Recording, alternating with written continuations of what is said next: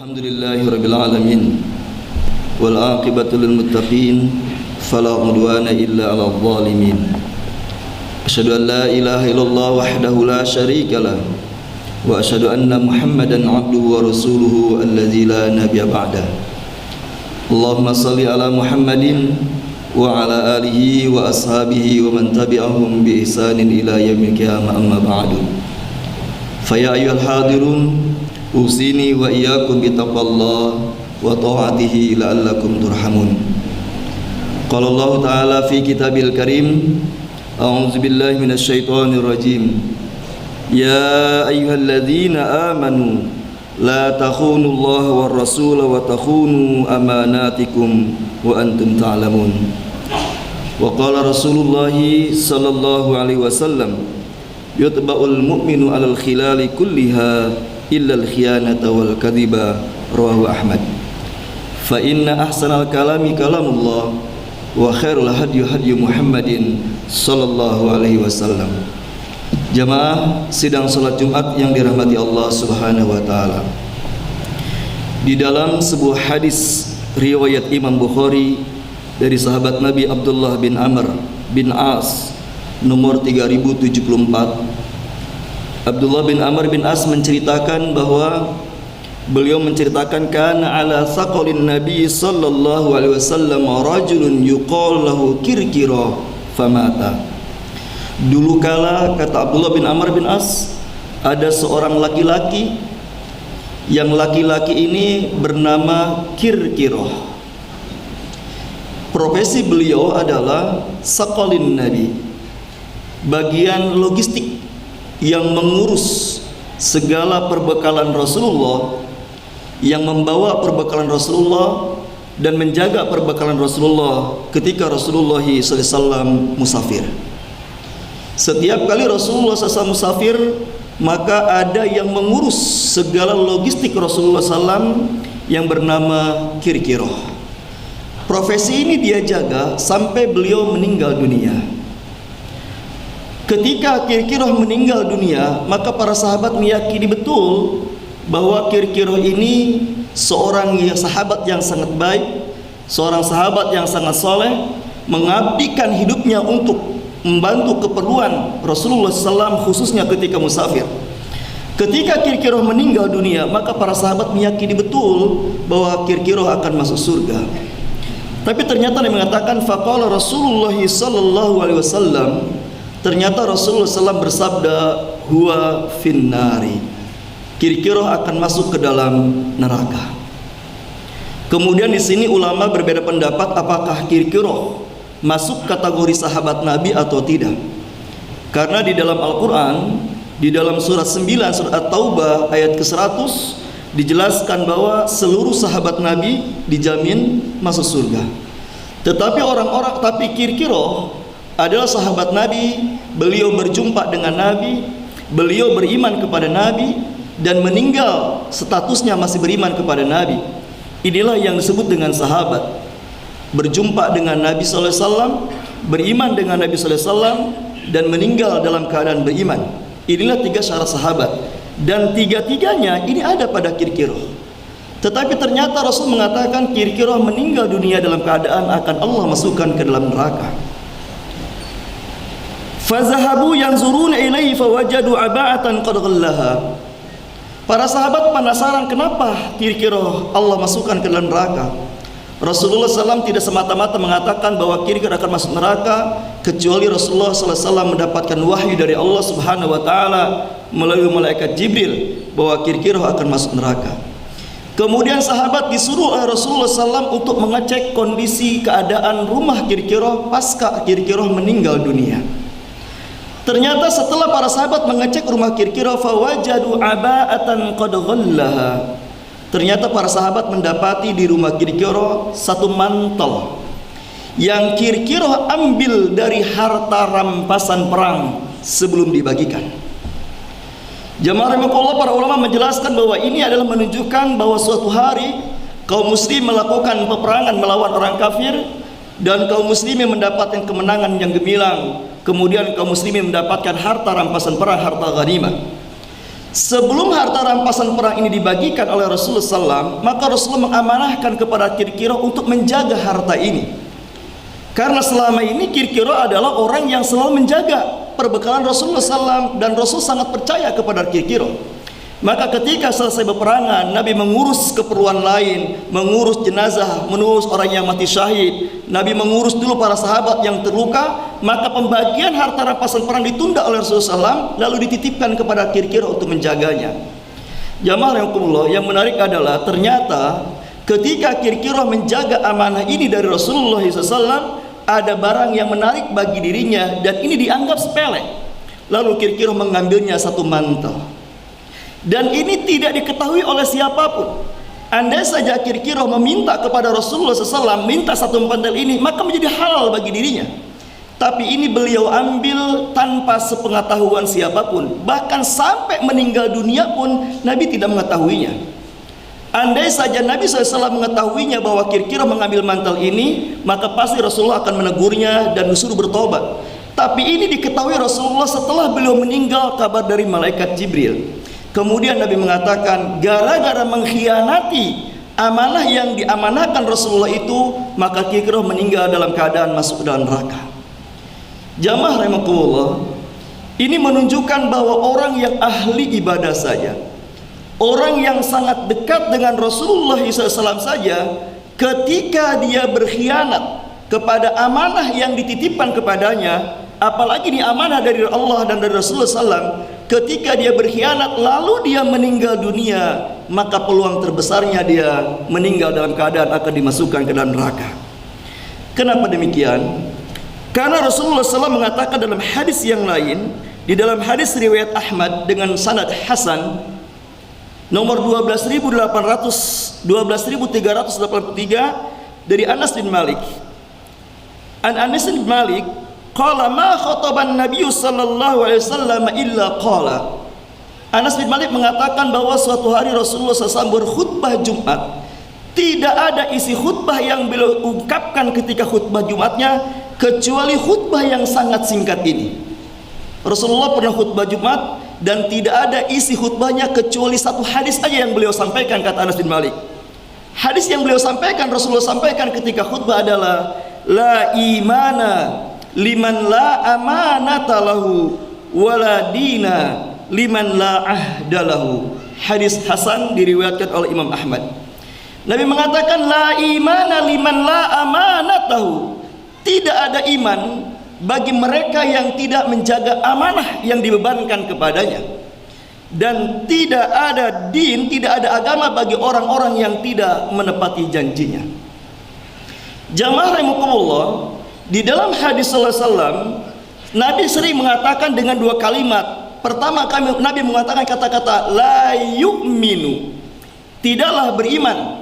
La yu'minu ahadukum, tidaklah beriman salah seorang di antara kalian.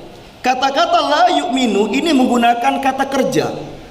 Kalau Nabi mengatakan la yu'minu, tidak beriman dengan kata kerja, ini para ulama sepakat menunjukkan bahwa tidak sempurna imannya. Satu contoh, misalkan Nabi mengatakan la yu'minu ahadukum hatta yuhibba li akhihi ma yuhibbu li nafsihi. Hadis riwayat Tirmizi. Tidaklah beriman salah seorang di antara kalian sampai dia mencintai saudaranya sebagaimana dia mencintai dirinya sendiri.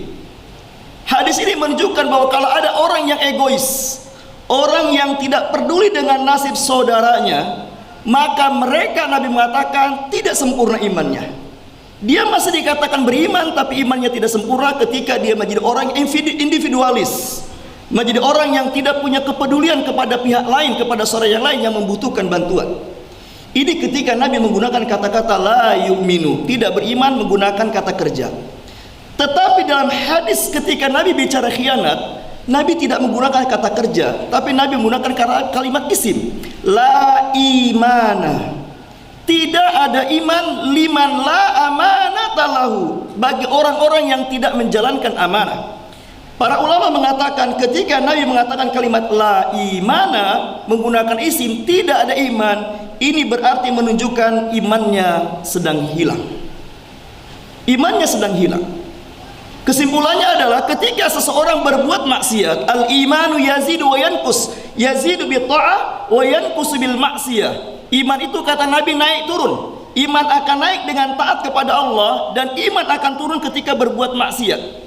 Ketika seseorang berbuat maksiat, ketika seseorang misalkan sedang mengingkari janji, ketika seseorang misalkan sedang berdusta, ketika seseorang misalkan sedang berbuat maksiat apapun, maka saat sedang berbuat maksiat, iman orang itu sedang turun. Iman orang itu sedang turun. Tetapi dalam hadis riwayat Ahmad ini mengatakan la imana liman la amanata lahu. Tidak ada iman bagi yang tidak menjalankan amanah. Ini artinya ketika orang sedang berkhianat, maka bukan sedang turun imannya, tapi imannya sedang hilang. Maka wajar jamaah rahimakumullah ketika para sahabat meyakini bahwa Kirkiroh akan masuk dalam surga karena beliau adalah orang yang sangat berkhidmat kepada Rasulullah SAW, yang selalu setia menjaga, membawa dan mempersiapkan bekal Rasulullah SAW. Tapi ternyata ketika meninggal Nabi mengatakan bahwa Kirkiroh akan masuk neraka. Ini karena beliau meninggal dalam keadaan sedang berkhianat kepada Rasulullah SAW. Oleh sebab itu jamaah rahimakumullah, di dalam hadis riwayat yang lain, dalam hadis riwayat Imam Ahmad yang lain, kemudian sanadnya dikuatkan oleh Ibnu Hajar al-Asqalani dalam kitab Fathul Bari, Nabi mengatakan yutba'ul mu'minu 'alal khilali kulliha. Setiap mukmin sudah dicatat oleh Allah, setiap mukmin sudah dicap oleh Allah, pasti setiap mukmin itu akan melakukan perbuatan-perbuatan salah walaupun secara sekali-kali. Sekali lagi Nabi mengatakan dalam hadis riwayat Ahmad, kemudian disandar jadi dikuatkan oleh Ibnu Hajar al-Asqalani dalam kitab Fathul Bari, Nabi mengatakan yutba'ul mu'minu 'alal khilali kulliha. Yutba itu dicap. Setiap mukmin sudah dicap, sudah divonis, sudah dicatat oleh Allah, pasti semua mukmin akan pernah berbuat salah sewaktu-waktu. Al-khilal artinya sewaktu-waktu, bukan terus-menerus. Kemudian Nabi melanjutkan illal khiyanata wal kadhiba, kecuali dua sifat buruk, kecuali dua kesalahan yang tidak mungkin ada pada orang beriman. Yang pertama adalah al-khiyanat, yang khianat, yang kedua wal kadhiba, dan berdusta. Sekali lagi Rasulullah mengatakan yutba'ul mu'minu 'alal khilali kulliha. Setiap mukmin pasti sudah dicap akan melakukan satu kesalahan sewaktu-waktu.